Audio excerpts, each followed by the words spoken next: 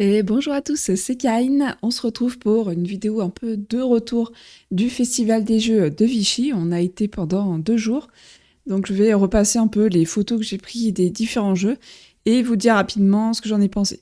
Alors on n'a pas forcément joué à tous les jeux, c'est même assez rare sur ce type de festival.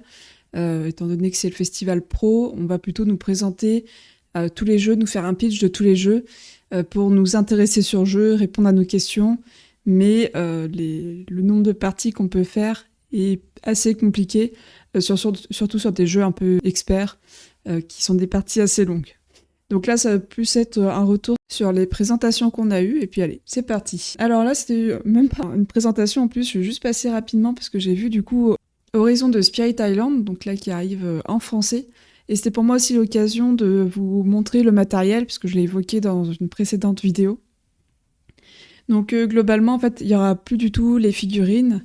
Par contre, ça peut amener un peu en visibilité avec, par exemple, le jeton x3 ici pour les explorateurs. Mais voilà, déjà, ils ont du coup enlevé les figurines pour réduire le coût. On a également moins de cartes, pouvoir mineur et majeur. Enfin, l'inverse du coup, mineur à droite et majeur à gauche. Et les pouvoirs des esprits sont beaucoup plus simples. Déjà, chaque esprit a que un pouvoir inné. Et la règle spéciale de l'esprit est aussi beaucoup plus simple à gérer. Donc on est sur une version un peu d'initiation, probablement un peu plus familiale que le grand frère Spirit Island. Donc là où je trouvais que c'était un bon compromis par rapport au grand frère, en fait, je pense qu'on est vraiment sur une cible différente pour permettre de rendre Spirit Island un peu plus accessible que ce qu'il est. Par contre, du coup, pour les joueurs qui hésitaient à mettre autant d'argent dans Spirit Island, enfin les joueurs réguliers, ceux qui attendent vraiment du challenge du jeu, je pense que celui-ci, il peut vous décevoir, notamment du fait de la simplicité des esprits. Ensuite, on a fait une partie de Wizard's Cup qui arrive chez la boîte de jeu. Donc c'est le principe d'un auto-battleur. En fait, on va construire notre deck. Alors chacun a les mêmes cartes de base qui sont ici les blanches et les noires. Et l'un des joueurs, chaque joueur va piocher une carte à l'autre joueur et ça va devenir sa carte principale et autour de cette carte, on va construire les cartes qu'on va jouer. Donc si j'ai le 7 ici qui a tel effet, je vais essayer de trouver les autres cartes qui pourront bien jouer avec. Et ensuite, on les met dans l'ordre qu'on veut. Donc on en a 6, une qu'on met de côté et 5 qui vont affronter l'adversaire. On met les 5 cartes qu'on veut dans l'ordre de notre choix. Et ensuite, on va retourner la première carte. Et en fonction de l'élément, parce que vous voyez par exemple celle-ci, donc la nature va perdre contre le feu. En fait, c'est la même carte que ce qui est ici. La nature perd contre le feu, la nature gagne contre l'eau, et l'eau gagne contre le feu. On a aussi la lumière, le néant et les cartes neutres. Donc on va retourner nos cartes, et en fonction des règles de résolution, on va remporter ou non le pli. Chaque carte a également un effet. Donc ça, c'est un pouvoir immédiat qui se joue avant de résoudre le combat. On a également une compétence qui va s'activer que si elle est au-dessus de notre défausse. Et on a un effet permanent tant qu'il est sur le champ de bataille. Et ça va s'activer. On a uniquement du coup la carte 10 qui va se jouer un peu différemment. Parce qu'en fait, c'est la meilleure carte du jeu, donc elle n'a pas de pouvoir. Et du coup, on fait ça 2 fois de suite, en sachant que le deuxième round, on peut changer l'une des cartes de notre paquet, remettre dans l'ordre qu'on veut et on recommence. Donc c'est un jeu purement de duel. C'est assez sympa de voir une mécanique comme ça. A priori, ça vient des jeux vidéo, mais j'en avais pas entendu parler. Mais c'est vrai qu'avec Aurélie, on n'a pas été non plus très très convaincus par la proposition pour nous, parce qu'en soi, le jeu fonctionne. Mais c'est vrai que nous, c'est pas vraiment notre style de jeu. Ensuite, un jeu d'ambiance, In Extremis, qu'on a joué à 4. Donc c'est avec une application qui va avoir un décompte. Là, c'est la partie rouge qui avance. Qui fait office de décompte, et en fait on a plusieurs capsules comme ceci qui nous indiquent les cartes qu'on doit poser, donc par couleur, et la valeur totale qu'on doit avoir pour chaque colonne. Donc là par exemple il faut 6 énergies fossiles, donc on a une carte de 2, une carte de 4, on est bon, on peut cliquer dessus pour le valider. Comme on peut voir aussi en haut, là on va pouvoir mettre des énergies fossiles sur d'autres couleurs, un peu comme des cartes bonus. Sauf qu'en fait, après, toutes les énergies fossiles vont dans une défausse pollution et on récupère des cartes pollution. les cartes pollution, elles vont après dans les prochaines manches venir pourrir notre main parce que ce sera dans la pioche et du coup quand on va la récupérer, et ben ça nous enlève une possibilité, enfin au moins une possibilité dans notre main. Le tour de jeu, il est un peu particulier et c'est aussi ce qui fait son charme, c'est qu'on ne sait pas qui va jouer. En fait, dès qu'on a joué, on appuie sur l'encart qui est ici et ça passe à un autre joueur, mais on ne sait pas qui. Ça ne suit pas un ordre particulier, c'est aléatoire. Ce que je trouve un peu dommage du coup, c'est que cet encadré justement avec le prénom du joueur est sacrément petit, ce qui faisait que ceux qui étaient loin de la table, ils étaient obligés de se lever pour voir quelque chose et pour pouvoir appuyer aussi sur l'icône. Donc il faudrait plus y jouer sur tablette. De la même manière, en fait, au niveau 2 et 3, enfin, à la manche 2 et 3, parce que c'était le premier niveau, il y a 2 cartes par capsule ici. Donc 2 couleurs différentes, 2 chiffres différents, et du coup, ça ne rentrait pas en fait sur le plateau. Bon, après, ça ne nous a pas empêché de nous amuser, on s'est plutôt bien marré, et on a fait du coup les 3 manches, ça va très très vite. La première manche, c'est 2 minutes 30, au final, les explications étaient plus longues que la partie de jeu. Malgré cela, qu'on soit bien amusé, je trouvais que ça ressemblait déjà à des jeux que j'avais pu jouer. Il y a l'Hippogramme, qui est un peu dans la même idée, et il y avait un autre jeu, mais je ne retrouve pas le nom, auquel j'ai joué aussi, et qui ressemble beaucoup. Ensuite, nous avons SETI, qui est du coup là un prototype, qui est un très très gros jeu expert. Alors ça, on nous en fait une présentation rapide, mais en fait, on va essayer de trouver des extraterrestres. En progressant sur plusieurs niveaux, on a des cartes ici. Là, ça va faire tourner les différents plateaux pour faire découvrir certaines choses. On va récupérer des données ici en mettant des satellites qu'on va ensuite placer sur notre plateau là. Et lorsqu'on en a 5, on progresse sur une piste bleue ici. Quand tous les joueurs sont sur la zone, ça nous révèle l'extraterrestre. Il y en a plusieurs, et du coup il y en a un ici et un là. Et chaque extraterrestre se joue différemment, et a priori un livret spécifique à côté. J'ai demandé pour le mode solo parce qu'il devrait y en avoir un, mais du coup la personne qui est présentée avait reçu très récemment le prototype et s'était pas penchée sur la question. Voilà la fiche qui était proposée sur le stand Yellow Expert, 40 minutes par joueur, de 1 à 4 à partir de 13 ans, engine building, gestion de ressources, voilà, et qui devrait du coup arriver pour la fin d'année. En jeu d'ambiance que j'avais trouvé quand même pas mal, c'est Time Bomb Undercover, qui vient un peu complexifier celui qui existe déjà, en ajoutant un intrus. Donc ils ont aussi revu la charte graphique, et on a des lieux qui vont également apporter des conditions particulières. En jeu solo, on a Long Story Short, qui arrive avec 2 petites boîtes, donc à des prix vraiment mini. C'est des jeux dont on est le héros, où chaque carte a 2 propositions. Donc la première carte ici, c'est Debout, on incarne un pirate, et on vient nous réveiller, donc on a le choix entre râler ou réveiller, et quand on retourne la carte, alors je me souviens plus exactement comment c'est, mais par exemple réveiller ça va nous dire prenez la carte 2 pour la résoudre, et râler ce serait la carte 3. Et notre but derrière, c'est d'arriver à une fin qui est écrite sur l'une des cartes.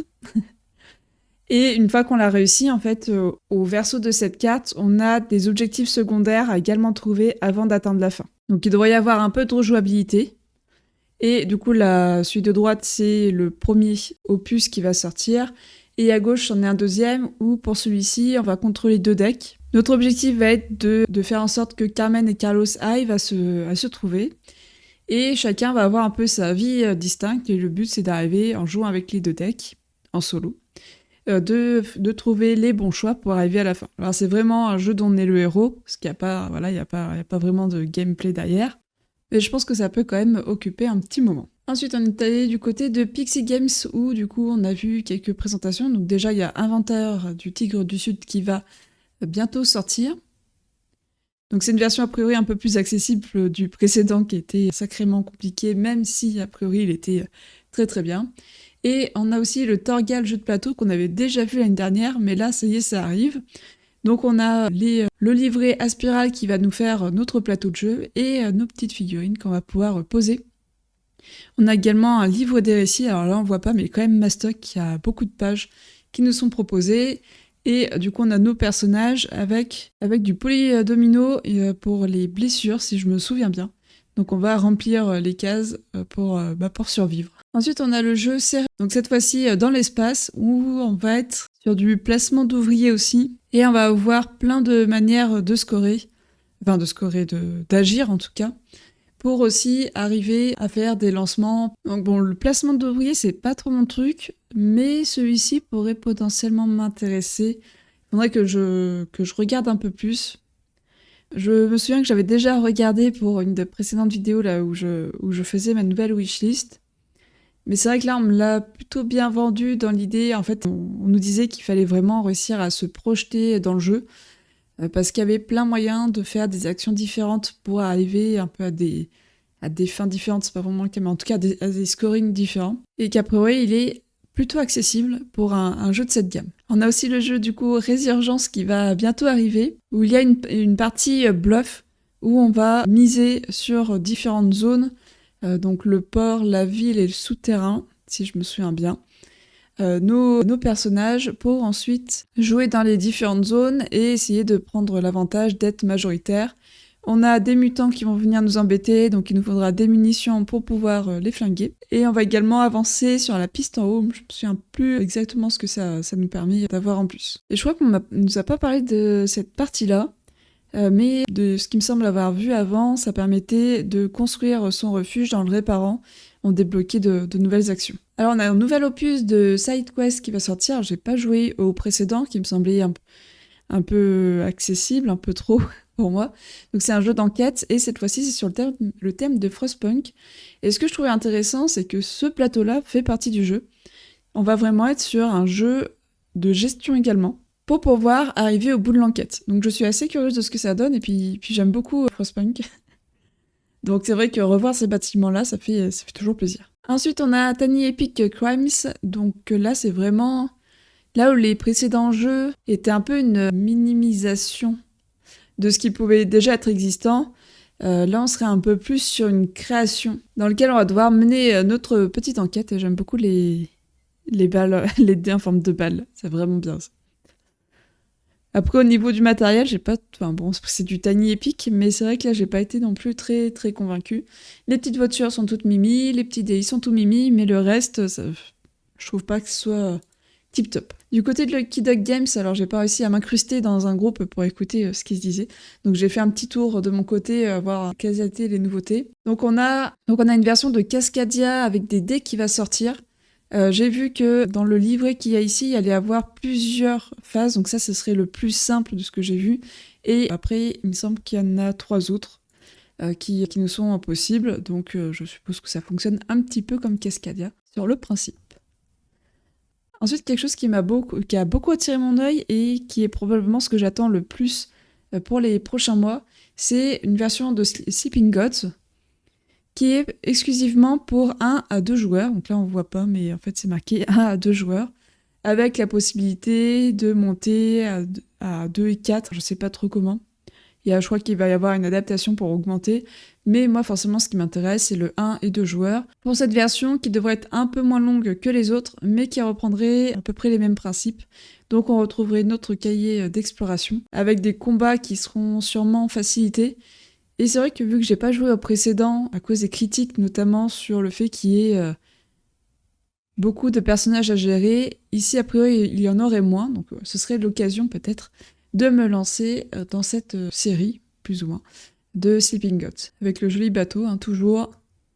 Donc j'avais regardé un peu le matériel, donc on aura un peu de on-write, mais c'est pas vraiment le cas, mais de suivi en tout cas de notre campagne, dans des feuilles qu'on peut retrouver dans les... Voici un peu de matériel, donc le livret, on a le plateau de jeu, et j'avais pris un peu des photos à l'arrache du matériel, sans vouloir mettre tout le bazar. Donc j'ai juste pris une photo de ce qui était facile à sortir. Parce que c'est, comme j'ai dit, c'est probablement ma plus forte attente de ce festival de Vichy. Donc ensuite, on a une nouvelle version de Heartis qui va sortir. Par contre, j'ai l'impression que c'est juste une rethématisation sur le thème de l'automne. Je sais pas si l'autre sera encore publié ou s'il prend la relève. Mais c'est vrai que sur ce stand-là, j'ai une petite anecdote. C'est que j'étais en train de dire à Aurélie que les cartes étaient en me semblaient être en PVC. Et puis elle me montre la fiche en me disant oui, c'est une version spéciale, c'est marqué PVC 16 €. Alors j'ai quand même bien ri parce que PVC n'étant pas la matière dans ce cas-là, mais le prix de vente conseillé qui est disponible, donc ça m'a fait bien rire. Ce quiproquo qui a eu lieu à ce moment-là. Donc on a les dés qui spécifiques à cette version, et du côté de Bad Boon Games, on a Junpei, je ne sais pas si ça se prononce comme ça, qui va être proposé, et là-dessus j'ai pas été bien convaincue.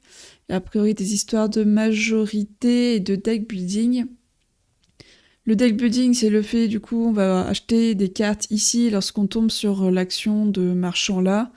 Et quand on joue, par exemple, cette carte bleue, on va faire avancer le pion sur la case suivante. Ça ne m'a pas bien convaincu pour un jeu de Bad Bunny Games, mais je n'ai peut-être pas très bien compris le but du jeu. En solo, on va jouer contre le fils de l'empereur, parce qu'en fait, là, on essaye de devenir le nouvel empereur. Et on va notamment aussi s'affronter sur ce chemin-là. En cas d'égalité, c'est celui qui sera au plus haut du chemin qui va l'emporter. Alors, on change complètement d'univers. On arrive sur un jeu d'enquête. Un jeu vraiment d'enquête de poche, parce que là, c'est vraiment un tout petit livret. Là. Vous voyez la carte de visite, on n'est même pas le double de la carte de visite. Actuellement, il en existe 3 dans des univers différents, mais ils fonctionnent tous de la même manière. On va en fait avoir toute l'enquête dans ces différents feuillets. Et quand on pense avoir résolu l'enquête, on répond à quelques questions et après on vérifie, il me semble que c'est sur internet, on vérifie qu'on a trouvé la bonne solution. C'est proposé à 5 € le petit livret, donc c'est quand même l'idéal pour y jouer dans le train ou voilà, à l'occasion un soir. Il nous a dit que si on était habitué aux jeux d'enquête, il fallait compter environ 1 heure, 1 heure et demie pour y jouer. Je trouve l'idée vraiment pas mal, et ils m'ont gentiment confié un exemplaire du premier scénario, donc j'aurai l'occasion de vous en reparler. Du côté de Matago, du coup on a les Nano Games qui arrivent, alors là il y a surtout quasiment que du multi, il y avait un duel qui était sur la table, ce sont vraiment des tout petits paquets, sous la forme de paquets de chewing-gum en fait, donc c'est forcément que des cartes très fines et assez longues, et des jeux assez simplifiés. Il y a celui-ci qui m'intrigue un peu parce que c'est une sorte de jeu de course, donc je me dis que ça peut être intéressant en effet à plusieurs. Du côté des micro-games, il y a Oko qui m'a intrigué, donc là c'est un peu... c'est un prototype, il n'est pas encore vraiment en production, avec ce type d'image et d'attaque, c'est du duel, donc on va s'affronter l'un et l'autre. Il y a également du coup Ragemore qui arrive dans une vraie version, parce que du coup on le connaît sur sa version à print and play, et là du coup ça arrive chez Matago en micro-game. Du côté de Impatience, il y a une nouvelle gamme de jeux qui arrive, qui est vraiment dissociée des jeux de l'univers, qui sont du coup de l'auteur qui est éditeur de Impatience.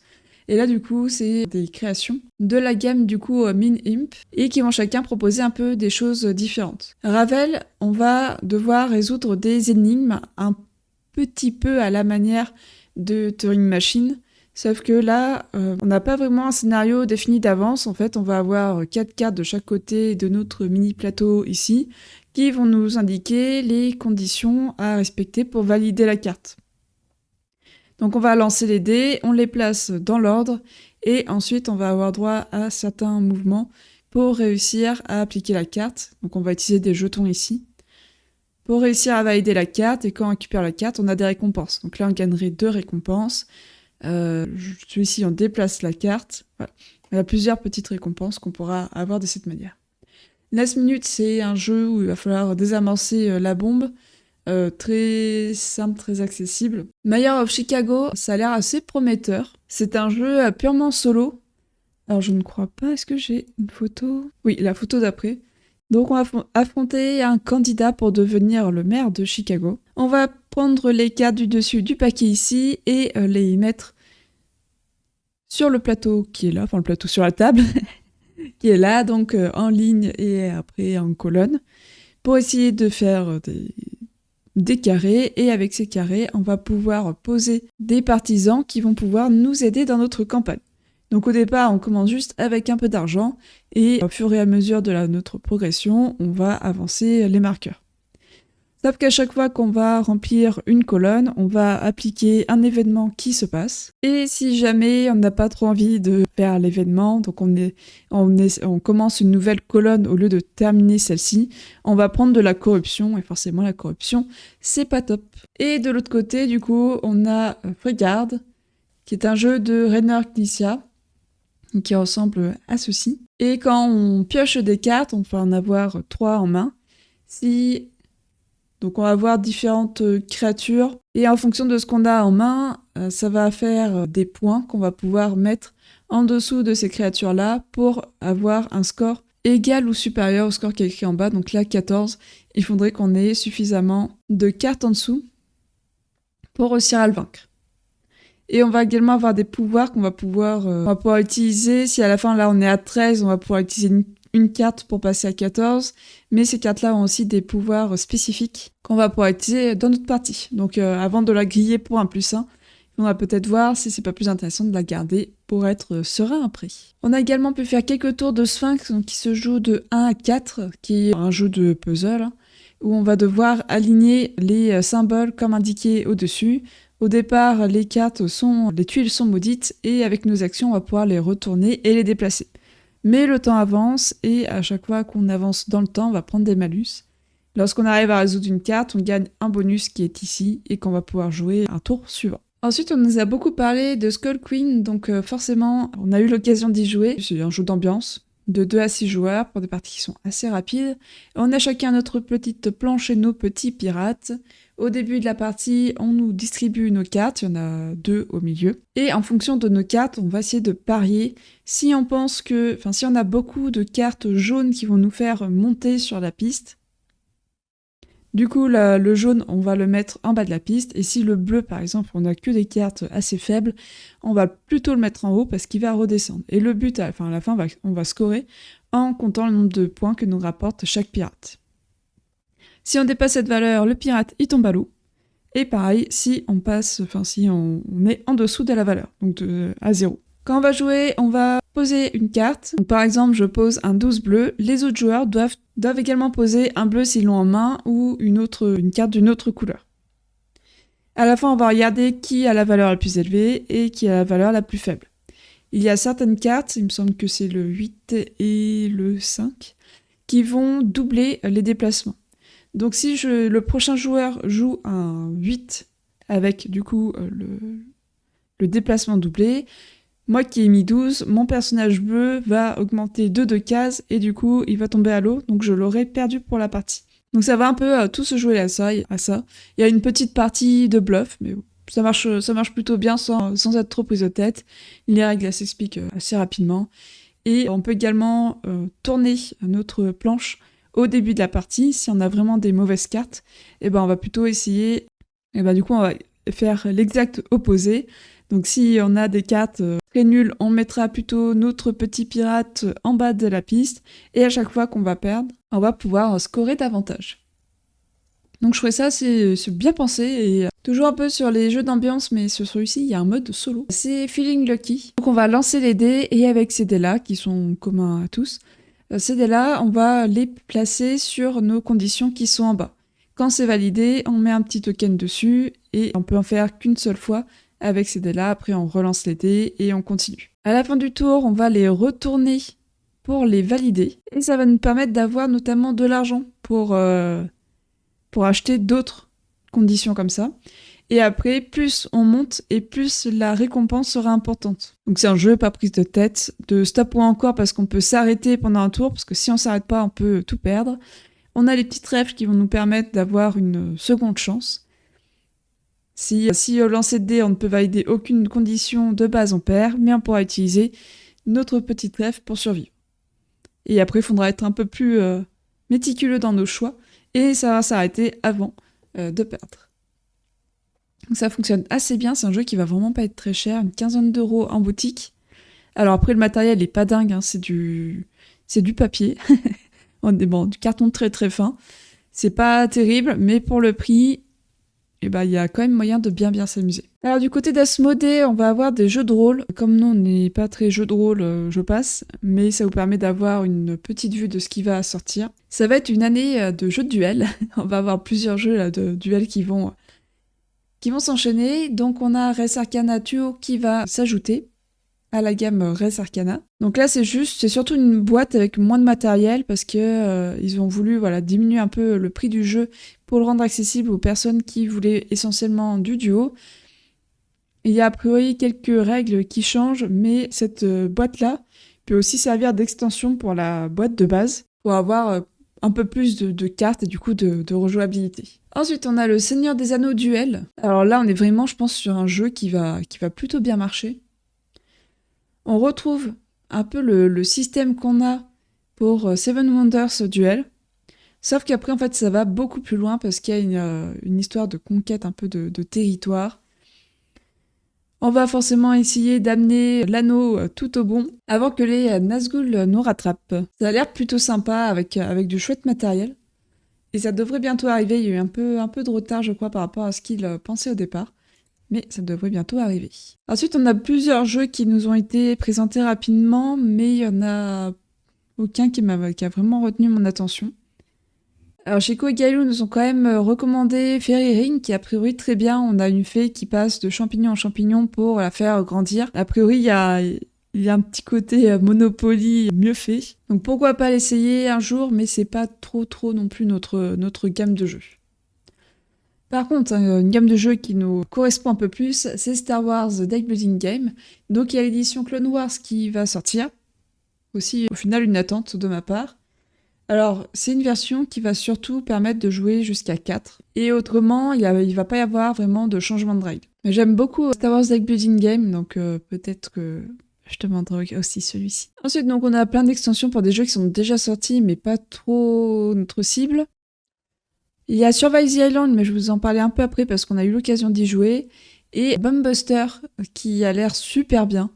Où c'est un jeu coopératif, on va devoir désamorcer les bombes et a priori ça marche vraiment très bien. Du côté de Bombix, on va avoir Refuge, qui nous propose vraiment un matériel vraiment tout choupi. C'est un jeu de backbuilding où on va essayer de refaire un peu notre parcours dans la forêt, notre balade. Dans la forêt, mais c'est dans la nature en fait. Et il faudra attention à rentrer avant qu'il ne pleuve pour que nos points comptent. Alors quand même dans les prochaines sorties, il y a quand même Monkey Palace qui vaut un peu le détour. Donc c'est un partenariat avec Lego et on va scorer en fait, on va construire le palace et chaque carte va apporter des points en fin de partie. Je crois que c'est les bananes, je sais plus si c'est les bananes ou l'autre. Et à la fin de la partie, on aura vraiment toute une architecture qui aura été créée grâce aux différentes cartes qui sont jouées. Ça donne vraiment très envie. Alors en sortie, il y a aussi Flight Iron qui est a priori super bien.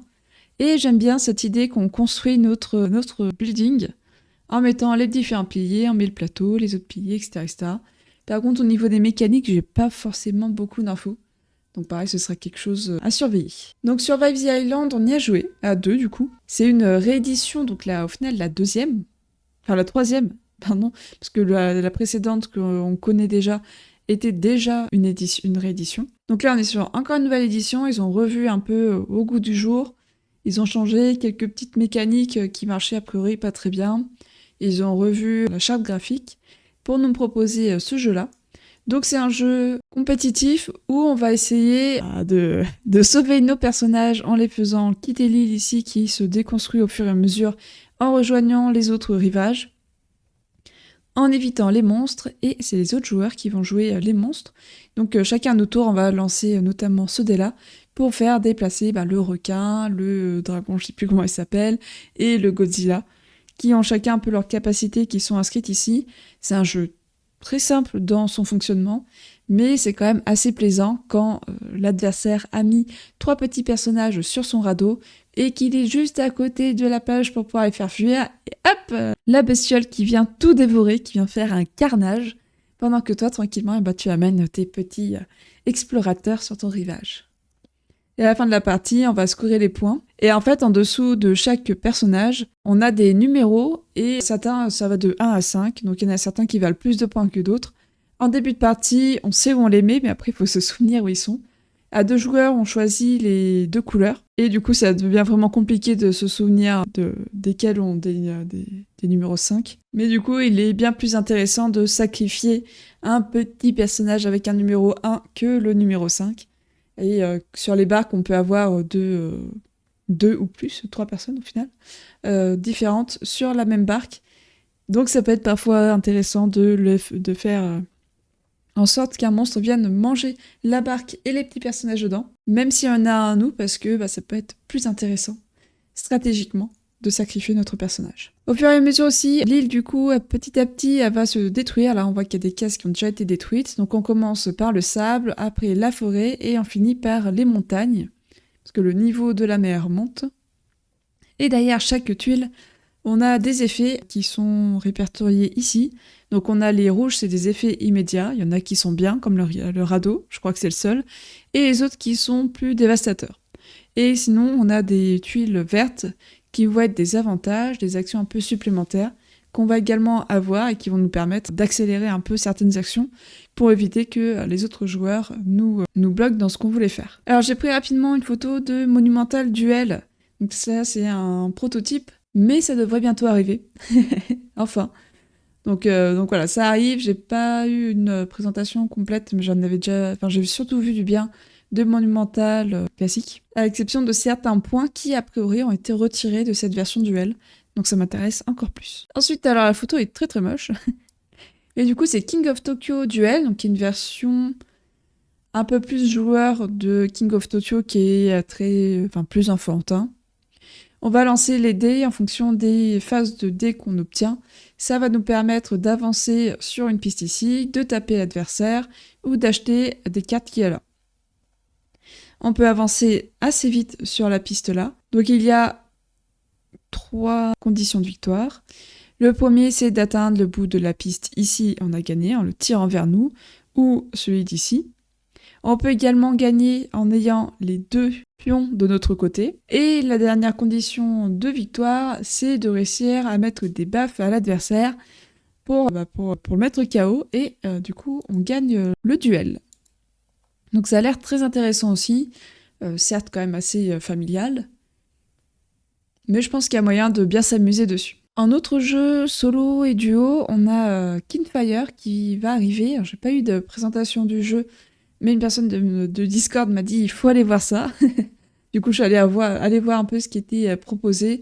Du coup, j'ai surtout vu le matériel qui ressemble aussi, donc avec des personnages, mais je ne connais pas plus le jeu que ça. Donc voilà, un jeu. Donc il s'agit d'un jeu tactile et coopératif a priori, ce qui peut être assez intéressant comme jeu. Je suis pas sûre qu'il y ait beaucoup de jeux solo tactiques.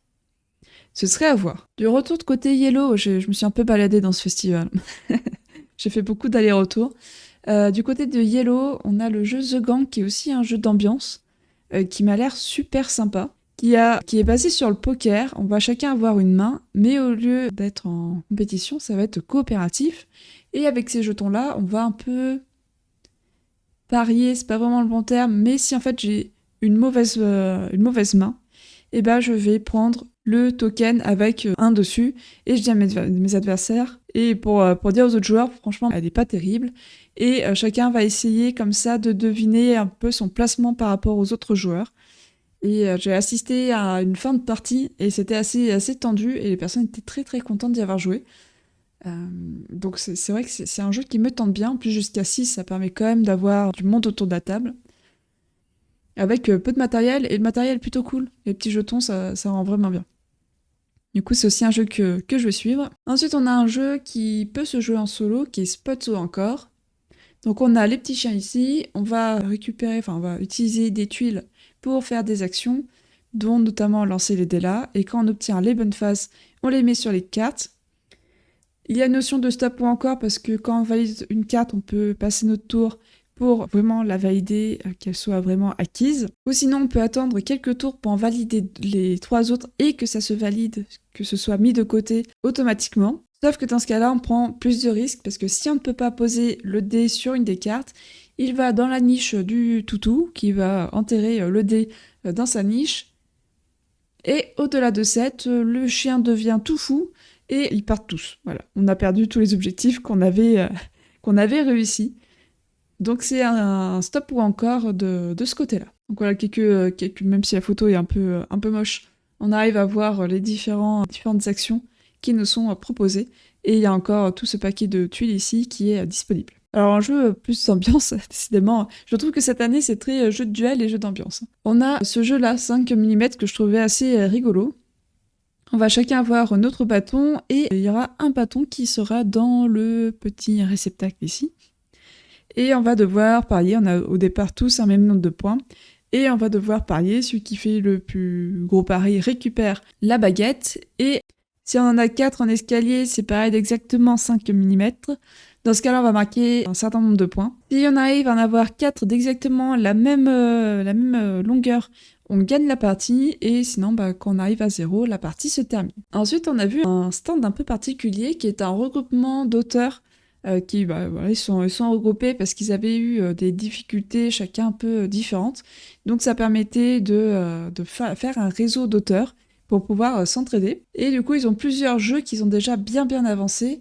On a fait une partie de Rolling Dead. En fait, on va lancer des dés zombies ou humains.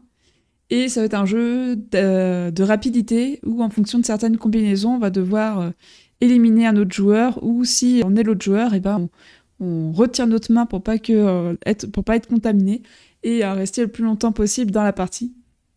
Il y a plusieurs petites variantes, c'est vraiment pas évident, mais c'est assez intéressant. Il y a un petit côté stress, tension durant la partie qui est plutôt intéressante. Et on a plusieurs jeux qui sont en proto, où on a reçu aussi une version démo pour ce jeu-là. Je me souviens plus du nom, je suis très nulle.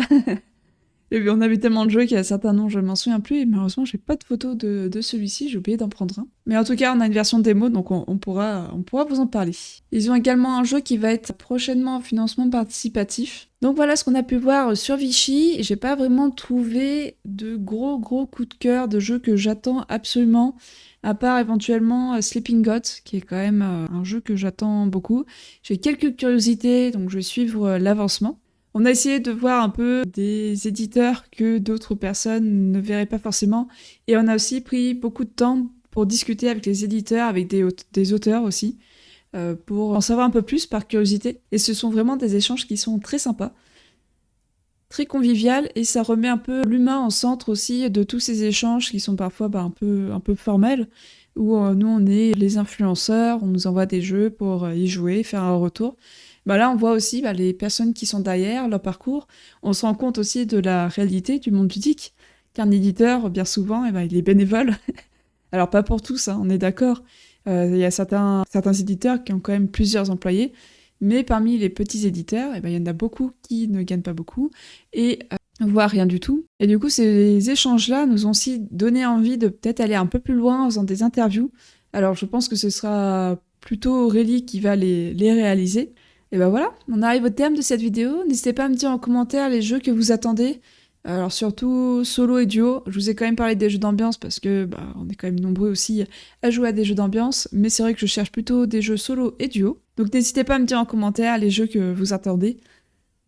Et puis moi je vous dis à très bientôt pour une prochaine vidéo. Et en attendant, amusez-vous bien.